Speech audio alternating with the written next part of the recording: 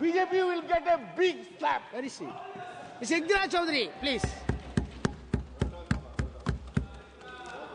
धन्यवाद सभापति महोदय। आज मैं यूनियन बजट 25-26 पर अपनी बात रखने के लिए खड़ी हूं। भारत के संविधान के आर्टिकल 38 भारत को एक वेलफेयर स्टेट के तौर पर पेश करता है और सरकार की जिम्मेदारी है कि बजट और उससे जुड़ी वेलफेयर स्कीम्स के जरिए इन आर्टिकल्स को हकीकत में लाया जाए। इसलिए यूनियन बजट सिर्फ एक आंकड़ों की किताब नहीं, बल्कि सरकार की प्राथमिकता और वेलफेयर स्टेट के संविधान से जुड़ी वफादारी का आईना है। सरकार की जिम्मेदारी है कि इकोनॉमिक पॉलिसीज, जिनमें बजट भी शामिल है, ऐसी बनाए जाए जो गैर बराबरी को कम कर सके और सबसे ज्यादा गरीब वर्ग को सहारा दे। बजट वो लाइफलाइन है जिससे शिक्षा, स्वास्थ्य, पेयजल, social security, SC, ST, minority, गरीबों की भलाई के लिए स्कीमें चलाई जाती है। मगर ये बजट को देखकर महसूस होता है कि ये भविष्य के निर्माण से ज्यादा हेडलाइन बटोरने का एक दस्तावेज है। इससे सबसे ज्यादा प्रभावित होने वाली वही लोग पीछे छूट रहे हैं जिन्हें सरकार के सहारे की सबसे ज्यादा जरूरत थी। वो किसान जो बढ़ती लागत से परेशान हैं, वो नौजवान जो बेरोजगारी का सामना कर रहे हैं और वो औरतें जो निजामती रुकावटों से जूझ रही हैं और वो गरीब जो महंगाई के बोझ के तले दबे हुए हैं। This government is proudly marketing the income tax exemption of 12 lakhs. But the question is, how many Indians even earn that much to benefit from it? Only 2.2% of Indian population pays direct taxes, whereas no relief has been given in regards to indirect taxes, the burden of which falls on everyone, especially the poor and weaker section of the society. This clearly shows that this is not an inclusive budget. GST की ऊंची दरों ने आम आदमी की कमर तोड़ दी है। जरूरत इस बात की है कि खाद्य सामग्री, दवा, स्कूल की किताबें और जरूरत की चीजों पर टैक्स कम किया जाए। पेट्रोल, डीजल पर टैक्स कम करने की कोई कोशिश नहीं हुई, जिसका सीधा असर हर नागरिक पर पड़ता है। आर्टिकल 41 कहता है कि सरकार को ये कोशिश करनी चाहिए कि वो अपनी इकोनॉमिक हालात और रिसोर्सेज के हिसाब से लोगों को रोजगार दे। इस बजट ने बेरोजगारी दूर करने की दिशा में कोई ठोस उपाय नहीं दिया है। नई नौकरियों की बात तो छोड़िए, जो पहले से थी वो भी खत्म होती जा रही हैं। स्किल डेवलपमेंट प्रोग्राम के नाम पर करोड़ों खर्च किए जा रहे हैं, मगर सवाल ये है कि ट्रेनिंग लेने के बाद कितने नौजवानों को असल में नौकरी मिल रही है। सरकार के पास इसका भी कोई आंकड़ा नहीं है। सरकारी विभागों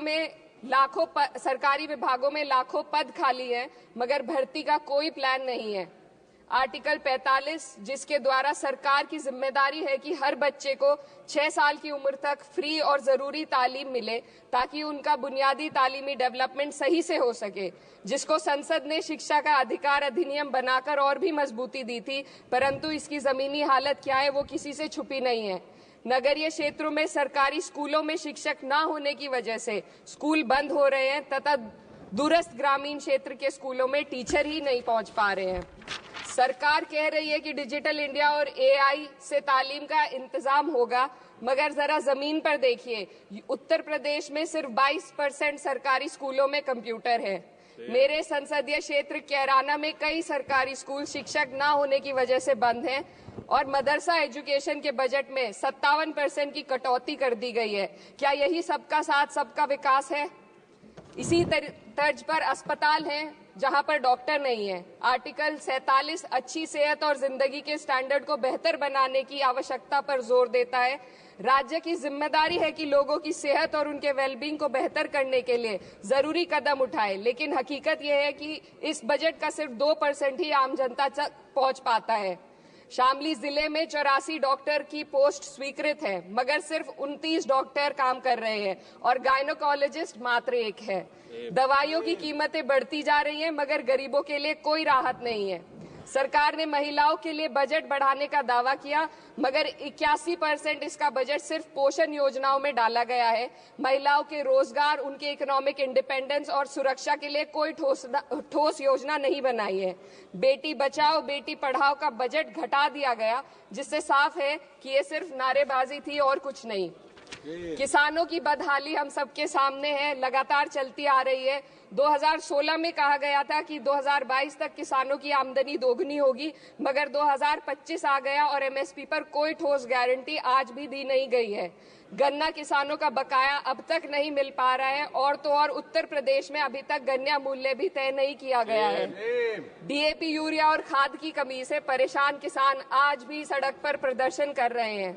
मजदूरों के लिए जो सबसे बड़ी योजना मनरेगा थी, सरकार कहती है कि मनरेगा ग्रामीण भारत की रीढ़ है, मगर बजट में कोई भी बढ़ोतरी नहीं मिलना बहुत शर्मसार है।